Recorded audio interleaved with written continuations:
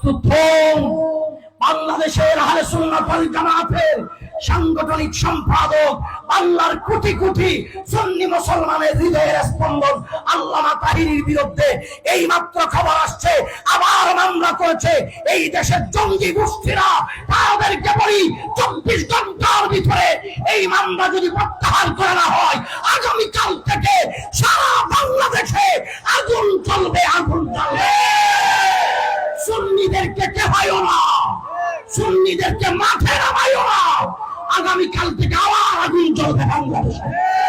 আমরা অনতিবিলম্বে আল্লামা তাহিরের মামলা প্রত্যাহার চাই, প্রত্যাহার চাই, প্রত্যাহার চাই।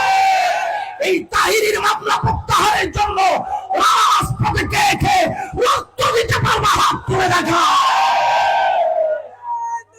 আল্লাহু আকবার।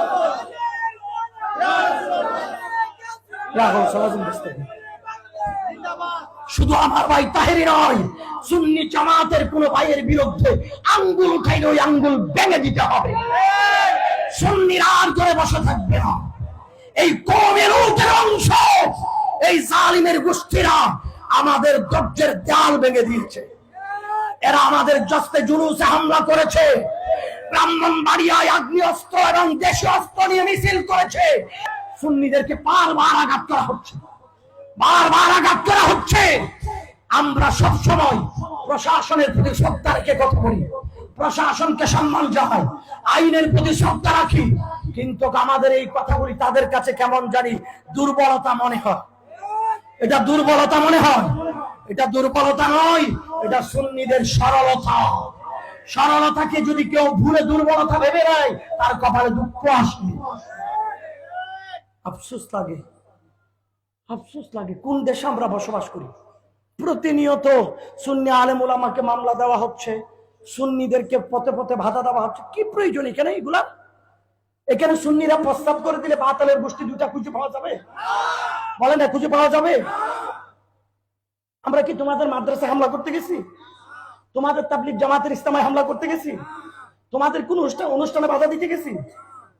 যার যার অনুষ্ঠান সে বাংলাদেশে করবে, কেন বাধা দিচ্ছ?